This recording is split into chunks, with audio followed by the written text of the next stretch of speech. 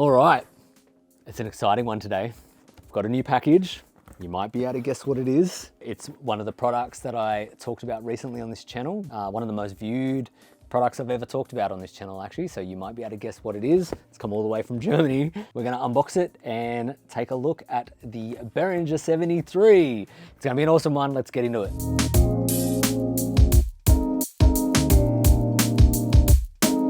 So a little while ago, we discussed on this channel the Behringer 73, and you guys unanimously wanted to know how it sounds and what it's really like. So just like with the Behringer 369, I spent my hard-earned cash. So in today's video, we're gonna unbox it, we're gonna give it a quick test and see how it really sounds. Let's get into it. So we've got our package here, and just for reassurance for all of those skeptics, I've got my intern Hato over here. How we doing?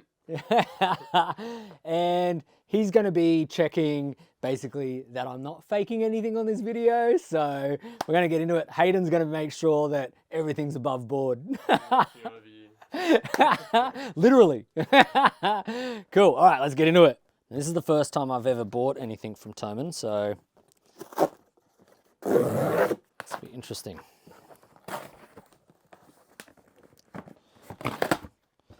All right, here we go. Here's the box. Cool. So, standard Behringer packaging, kind of what we'd expect. Let's open it up and see what it's like inside.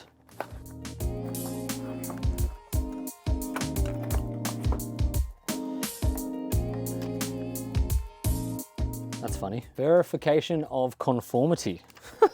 Menu, we don't need that. It's a 73, we should all know how to use it.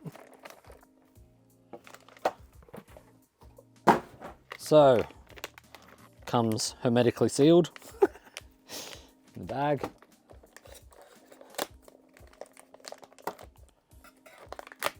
Excuse the kitchen knife. Couldn't find my usual box knife.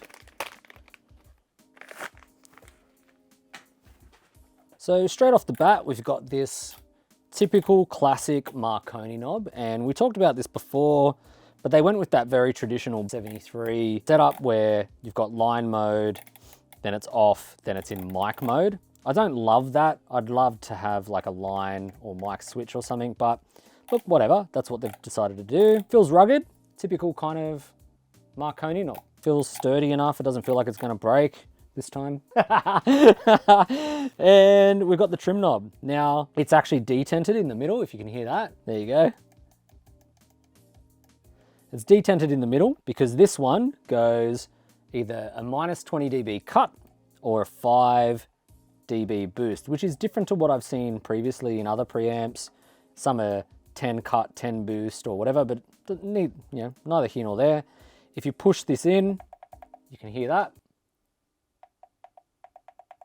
That is to turn on that 48 volt phantom power, very similar to the actual Neve 1073 LB version. We've got our phase button here, our low impedance or high impedance, which is usually set to 300 ohms or 1200 ohms. We'll check that out in a second. And like the modern 1073 LB, it has a front input switch to activate this input when you're not just using the input from the 500 series rack. It's interesting that they cover up the connections there with this rubber. That's kind of cool, whatever.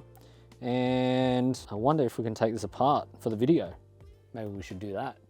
What do you reckon, Hato? Yeah, take it apart, give it a look. We can quite easily open this side panel up. We might do that right now before we plug it in and have a little bit of a breakdown on it, and then we'll plug it in and test it. Sick. So the Behringer 73 has the same screws that you actually find in the 500 series rack. So this is actually kind of cool. Oof. Got that one. Fucking that one's tight. Lucky I bought this out of my own money, I guess, because we're probably voiding any warranties at this point. But we're the DIY recording studio. We don't care about that. We don't need no warranties. Cool. Bottom ones. Man, they're bloody tight. There's two there holding it in place. Almost goofed it.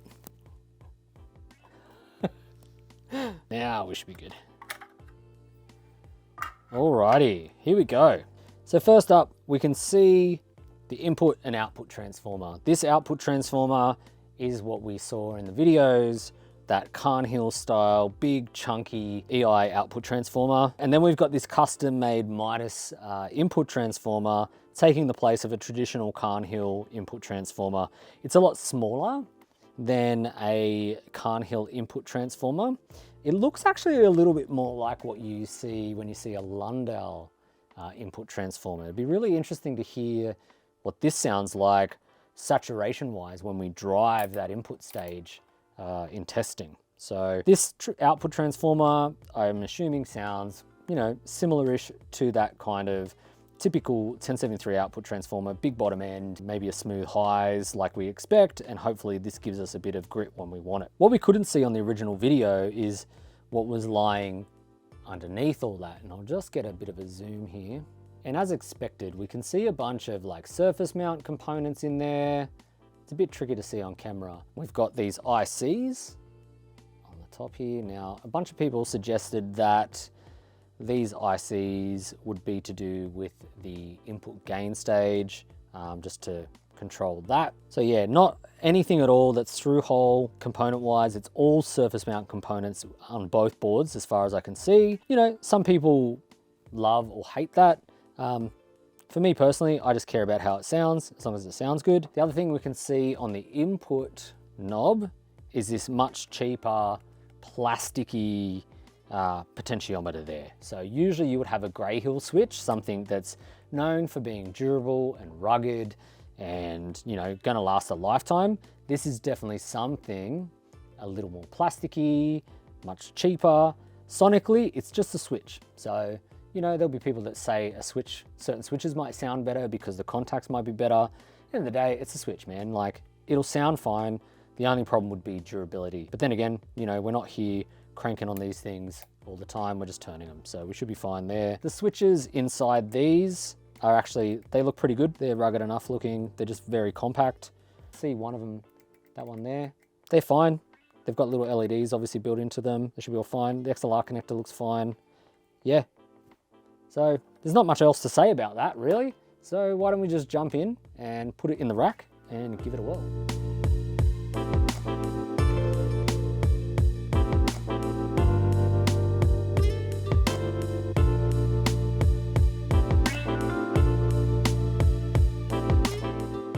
So I have my trusty T67 here, and it's just currently running through my console pre's, something that is just a clean, pretty stock standard desk preamp. It doesn't really have a lot of color. It's just, you know, not really doing that much to this microphone. Definitely not what we'd expect from something like a Neve. So what we're going to do is patch this microphone actually into the Behringer 73 and start turning up that gain and really start to hear what it sounds like. And then we're going to do a couple of other tests as well. This is the T67 going through the 73P. So the first quirk with this microphone preamp is because of its design with the old school layout on that switch. When you've got the Marconi input knob all the way to the left, you're in line mode. So you can't actually activate the phantom power. I'll show you that in a second, and my mic will drop out as I'm doing that. So I'm going to turn that knob all the way to the left and watch the 48 volt phantom power turn off.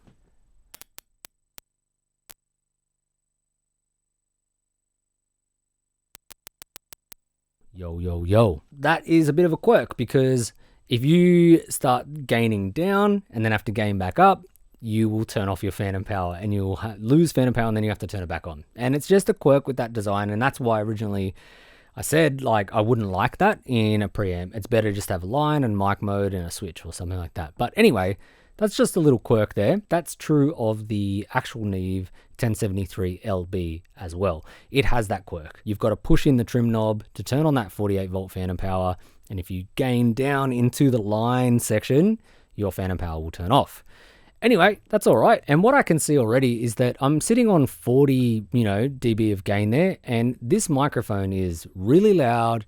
It's quite crisp. It's crisper than I thought it might be. And that might be indicative of harshness. We won't know until we test it further, but it is quite bright. It's got a brightness to it. but it does also have a lot of clean gain, and there does seem to be a low end presence to it. So what I'm going to do first up is turn up the input gain a bit more and see what starts to happen to the tonality of my voice. All right, at least in that off position, it doesn't turn off the phantom power there as well, which is good. And I'm really starting to hear definitely some mid forwardness in my voice, and the low end and the low mids come up a bit, and that is what I'd expect from a Neve. It's not bad sounding. I'm hearing a lot of S's. My voice is quite sibilant, and I am hearing a lot of that, and I don't have a pop filter in front of me or anything like that either. And then I'm going to gain down the trim a little bit, and that goes all the way down to like 20 dB or so. And yeah, so we can hear, I can really hear that clamping down on the signal a bit more and getting a bit more mid forward, like we'd expect. I'm going to keep going.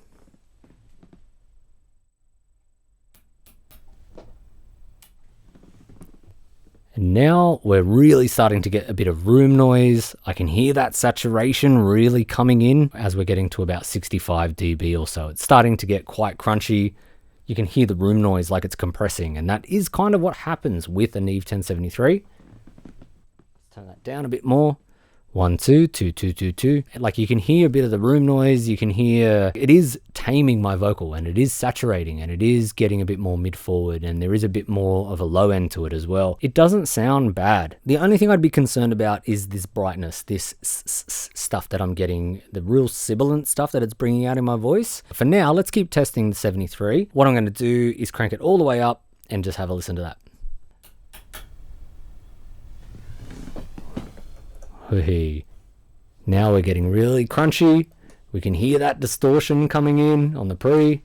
It's really distorting. Yeah, it's going nuts. And that's kind of cool. It's got that grit. It's got that distortion to it we can hear. Yeah, just make sure you're, turning your headphones down maybe a little bit, but it's really getting gritty in there. Cool sound. We can definitely get that grit. So that's cool. Now we're back to a more rational level there. And to me at this correct gain stage, it sounds like it's got that fullness to it at least. Let's try one last thing. There is a switch that people forget about sometimes, and it's the impedance switch. Now you have the phase switch here, and then below it is the low Z, and the low Z is not what some people think it's for. Some people mistake it for a low or high Z input for instruments, but what it really is a 300 ohm usually to a 1200 ohm switch. And for condensers, you would typically have it on 1200, and for dynamics or ribbons, you might have it on 300, depending on the output impedance of those microphones. So let's just change it and have a listen. All right, cool. And what you should hear is an increase in the low mids is usually what I find happens to most microphones. And I think we can really hear that. There's this low mid kind of boost that happens when you engage that. So 1, 2, have a listen to that in my voice. The low mids seem to come out a lot more, and then I'm going to flick it back. Now we're back to the normal impedance where it's matched to a high output microphone, and you can hear that that sounds less low midi. What I'm going to do is one last test, and it's something that is ubiquitous with ubiquitous. It's getting late and I'm tired. Ubiquitous with 73s, and that's running bass through them on a DI. And I just want to see, really, as the final test for today, what a bass sounds like when run through the Behringer 73. So let's try that out real quick. All right, got a bass. Pick.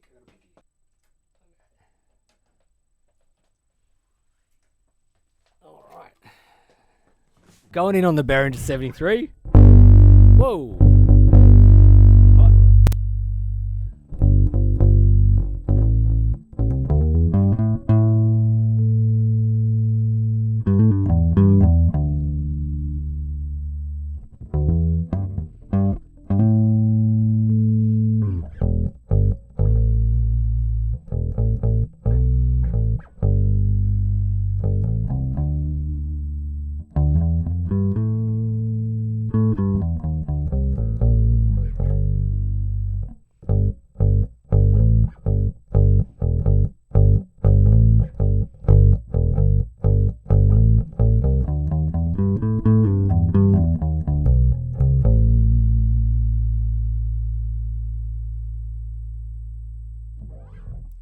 man, like, the sustain is good. The tonality is good. Like, it sounds to me like a bass running through a 73. Like, it's pretty surprising. It's clean. I'm not hearing like heaps of noise. Like,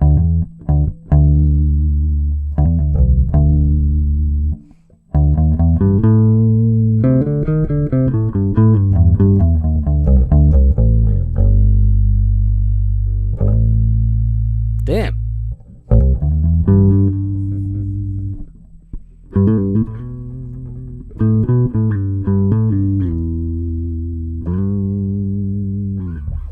Yeah, like, look, I'm a hack on bass, but it sounds decent. It sounds clean. It's got the response. It sounds like a bass going through a 1073 preamp. I'm actually quite surprised with that. So, initial thoughts. It sounds good.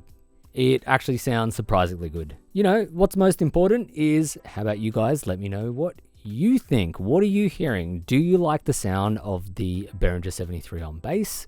Would you like to hear it on other sound sources? Let me know in the comment sections down below. I'm always interested to hear your thoughts, because it's not just what I think and what I hear, it's what everyone thinks and hears, and it's always good to know. Let me know what you guys want to see the 73 on. Do you want to hear some more bass, some amped guitars, some drums maybe? Let me know in the comment section down below. I just want to give a shout out to everyone that watches this video. If you're still watching and you're interested in the Behringer 73, I've got links below to Thomann and Amazon and all those sites where I've set up affiliate links, because I'm buying all this gear out of my own money, like the 369 and the 73. I've, you know, just spent my hard-earned cash on this, and if I can get some of that money back by people buying them themselves with my links, that would help a lot in this channel, because then I can buy even more gear. Something like the 6176. I'd love to buy that thing. It's about $1,000. So if